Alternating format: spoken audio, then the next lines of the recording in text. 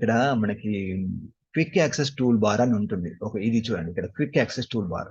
దీనికి ఆ ఇంటర్సెక్ట్ అనేది విడిగా ఒక టూల్ లాగా యాడ్ చేసుకోండి.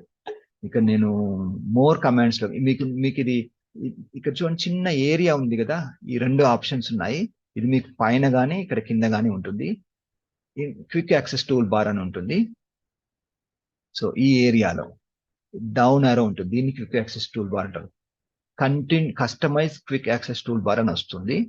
ఇక్కడికి వెళ్ళాక మోర్ కమాండ్స్కి వెళ్ళండి.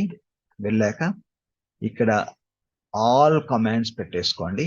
పెట్టుకున్న తర్వాత మనం ఇప్పుడు ఫోకస్ చేయాల్సింది ఇంటర్సెక్ట్ షేప్ కమాండ్. అది ఎక్కడుంది వెతకాలి. ఇంటర్సెక్ట్ ఆల్ఫాబెటికల్ ఆర్డర్ లో ఉంటుంది. ఇది చూడండి, ఇంటర్సెక్ట్ షేప్స్ యాడ్. ఓకే, ఇక్కడ వచ్చింది చూడండి, ఇంటర్సెక్ట్. ఓకే, సో ఇంకొకటి ఇందాక నేను మీకు ఎక్స్ప్లెయిన్ చేసింది ఏంటంటే, ఈ ఇంటర్సెక్ట్ అనేది మనకి ఇక్కడ మామూలుగా అది యాక్చువల్గా ఎందుకోసం వాడాలి, 2 షేప్స్ ను ఇంటర్సెక్ట్ చేయడానికి. కానీ అక్కడ మనం 2 షేప్స్ ఇంటర్సెక్ట్ చేయట్లేదు కాబట్టి ఆ ఆప్షన్ అనేది మనకి ఇక్కడ రాదు. ఏది ఫార్మాట్ టూల్ బాక్స్ రాదు.